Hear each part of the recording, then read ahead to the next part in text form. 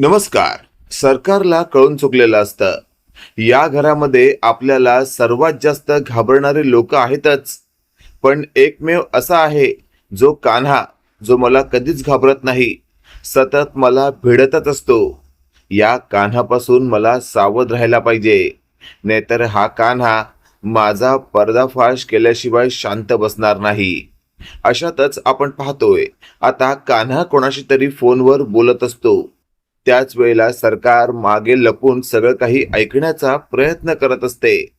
कान्हा म्हणत असतो, काळजी करू नकोस तू, मी बघतो काय करायचं ते, हवा तेवढा पैसा देईन मी. हे सगळं ऐकल्यावर सरकार स्वतःशी बोलत असते, हा कान्हा कोणाच्या जीवावर बोलत आहे की हवा तेवढा पैसा देईन? हा तर माझ्या फेकलेल्या तुकड्यांवर जगतोय आणि एवढी मोठी अमिरीची भाषा कशी काय करतोय? आता याचं नक्की सत्य काय आहे हे जाणून घेतलंच पाहिजे. त्यासाठी सरकारने थेट डोकं लढवलेलं असतं की या कान्हाबरोबर सतत असणाऱ्या त्याच्या मित्राला म्हणजेच किरणला किडनॅप करण्याचा प्लॅन बनवलेला असतो. त्यासाठी सरकारने आपल्या काही माणसांना सांगितलेलं असतं, या कान्हाबरोबर असणाऱ्या किरणला करा किडनॅप आणि त्याला चांगलं चोपून काढा. त्याच्या तोंडातून वधवून घ्या की हा नक्की कान्हा कोण आहे, काय करतो, नेमका कुठून आलाय. हे सगळं जर त्या किरण मार्फत कळालं तर आपल्याला पुढे जाऊन कोणताच प्रॉब्लेम होणार नाही हे सरकारला वाटत असतं. आणि शेवटी सरकारच्या माणसांनी कान्हाच्या मित्राला म्हणजेच किरणला किडनॅप केलेलं असतं आणि अज्ञात स्थळी नेऊन बांधून ठेवलेलं असतं.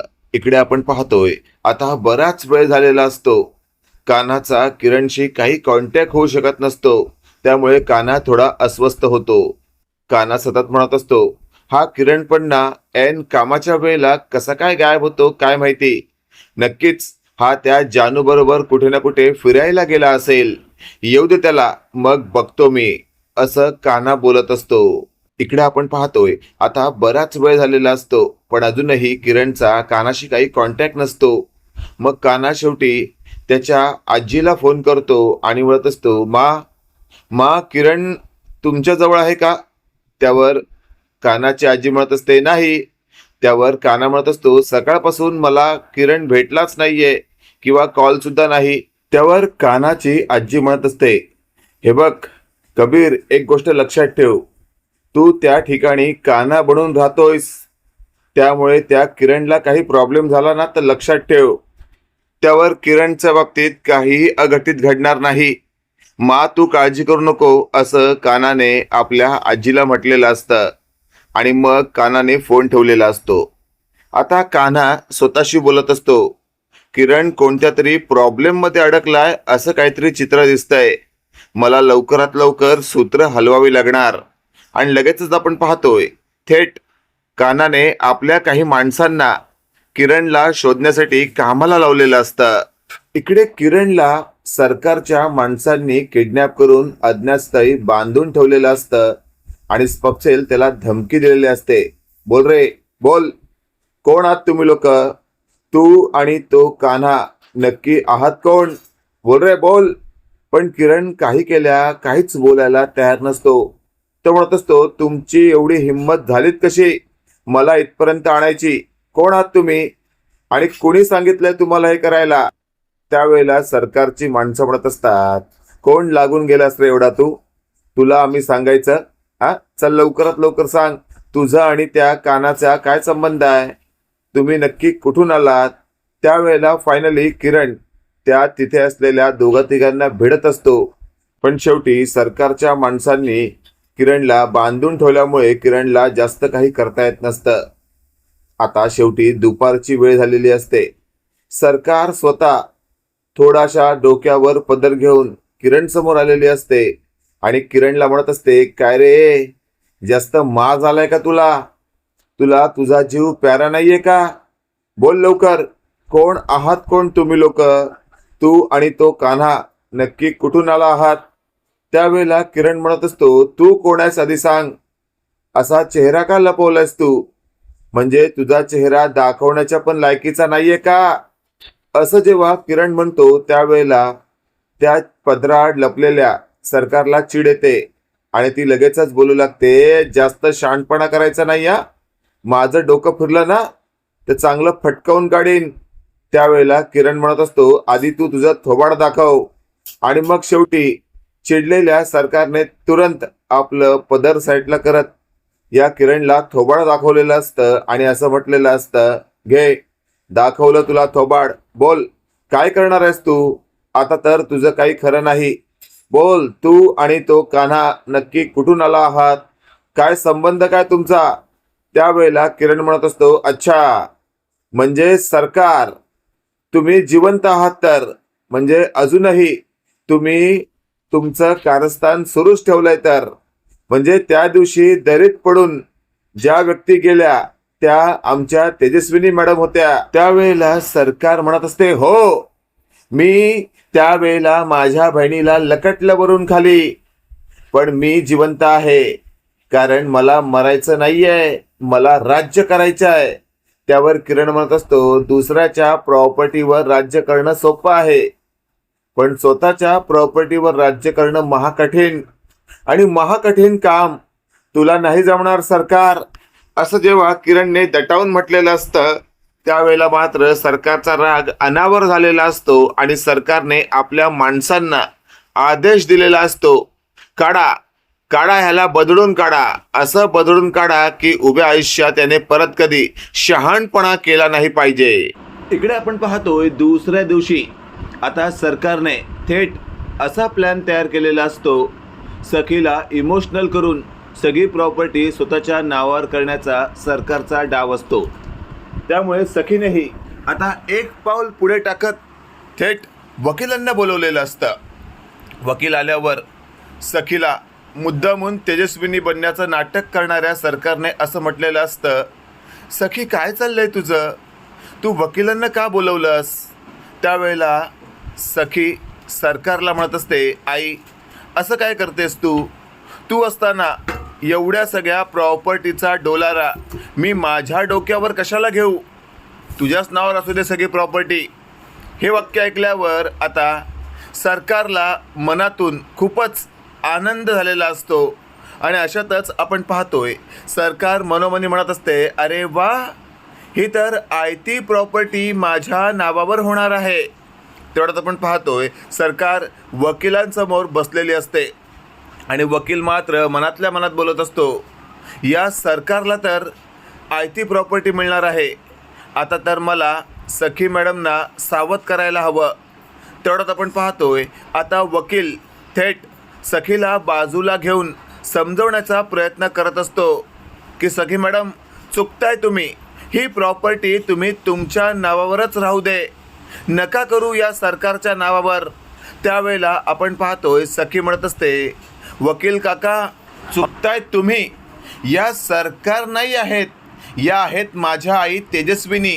हे वाक्य ऐकल्यावर मात्र आता वकिलाचा पूर्णपणे नाईलाज झालेला असतो आणि शेवटी वकील त्याचं काम करायला घेत असतो. नंतर आपण पाहतोय वकील गेल्यानंतर आता फायनली कान्हाला जेव्हा कळतं की सखी प्रॉपर्टी सरकारच्या नावावर करणार आहे, त्यावेळेला फायनली कान्हा सखीला समजवण्याचा प्रयत्न करत असतो की सखी मॅडम इतकी घाई करायची काय गरज आहे, थोडं थांबा जरा काही दिवस.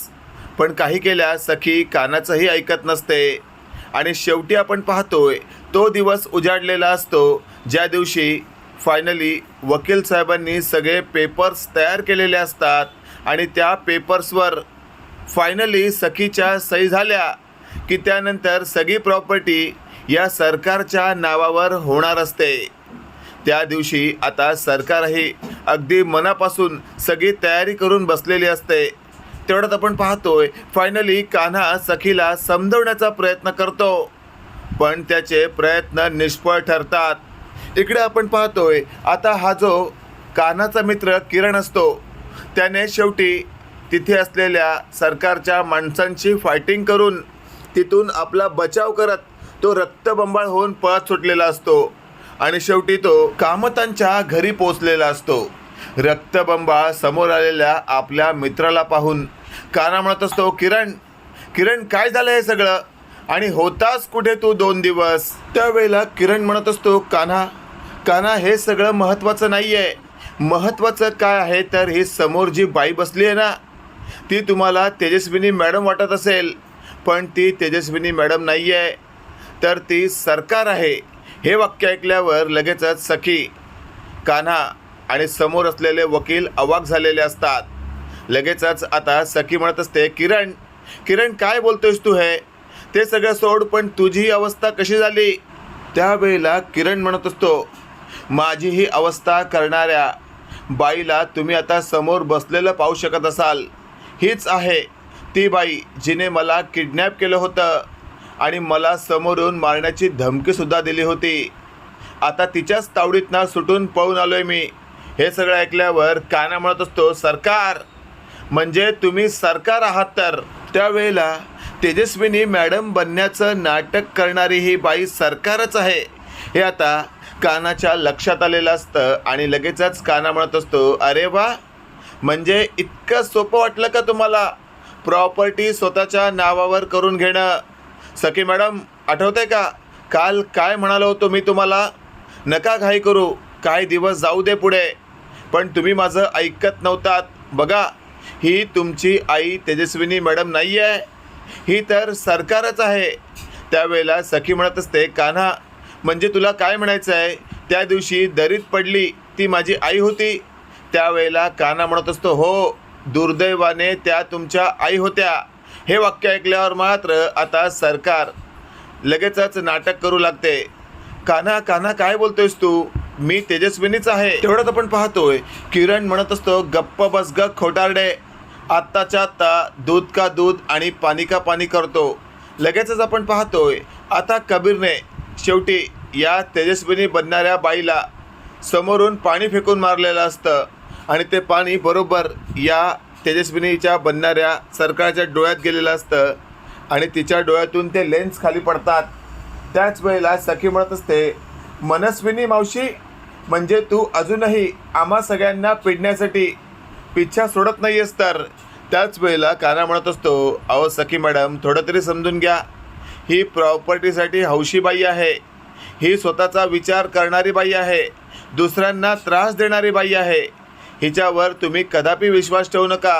हिला आत्ताच्या आत्ता पोलिसात द्या. त्यावेळेला तेजस्विनी बनण्याचं नाटक करणाऱ्या सरकारला शेवटी सखीने हात धरून घराबाहेर काढण्याचा विचार केलेला असतो. पण तेवढ्यात कान्हा म्हणत असतो, थांबा थांबा सखी मॅडम, असं काही करू नका.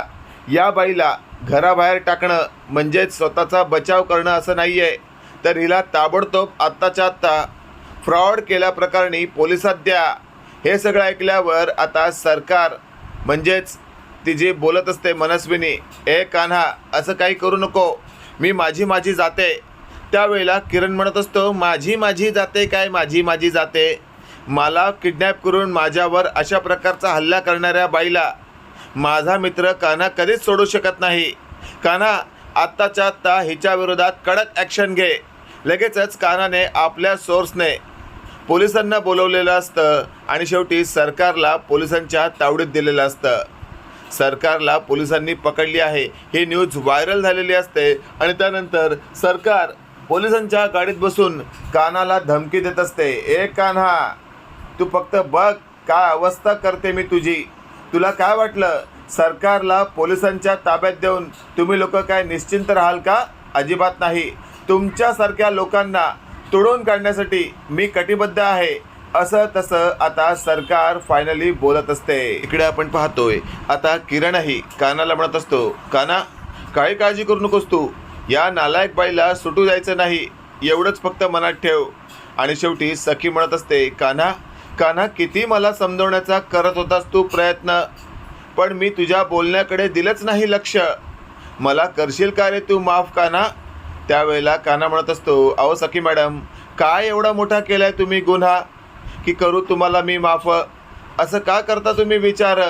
नका करू तुम्ही असा विचार. शेवटी आपण पाहतोय आता किरणची अशी अवस्था झाल्यानंतर तिथे धावत पळत आलेली जानू किरणला पाहते आणि म्हणत असते, किरण किरण, काय झालं हे? अशी अवस्था तुझी कुणी केली? त्यावेळेला शेवटी जानूला कळतं की अशी अवस्था सरकारने केली आहे. जानू लगेचच बाजूला पडलेला दांडका उचलते आणि म्हणत असते, किरण कुठे आहे ती सरकार मला सांग, आता तिचं डोसकच फोडते मी. आणि किरणच्या बरोबरीने जान्हवी शेवटी सरकारला तोडवण्यासाठी पुढे पुढे जात असते. पण शेवटी कान्हाने जानूला समजावलेलं असतं, काळजी करू नकोस तू, मी त्या सरकारचा बरोबर बंदोबस्त केलाय. आणि अशातच आता फायनली सरकार तुरुंगात असते. पण कान्हा स्वतःशी बोलत असतो, या सरकारला अशा पद्धतीने तुरुंगात पाठवून काही होणार नाहीये. माझा बदला तर मला घ्यायचा आहे. त्यासाठी हिला मला तुरुंगातनं काढून माझ्या काळकोठरीत बंद करून हिला चांगले ते दिवस आठवून द्यायचे आहेत जे हिने आम्हाला भोकायला पडलेत. आणि अशातच आता शेवटी कान्हा या सरकारला सोडवून आपल्या काळकोठरीत बंद करून चांगली वेगळ्या पद्धतीची शिक्षा देणार असतो. इकडे आपण पाहतोय आता दरीत पडलेली तेजस्विनी, तिला आजूबाजूच्या लोकांनी वाचवून तिच्यावर प्राथमिक उपचार सुरू केलेले असतात. पण तिची तात्काळ स्मृती गेल्यामुळे तिला कळत नसतं की आपण कोण आहोत आणि तिला सांगताही येत नसतं. शेवटी त्या लोकांनी आदिवासी पद्धतीने तिच्यावर उपचार सुरू केलेले असतात.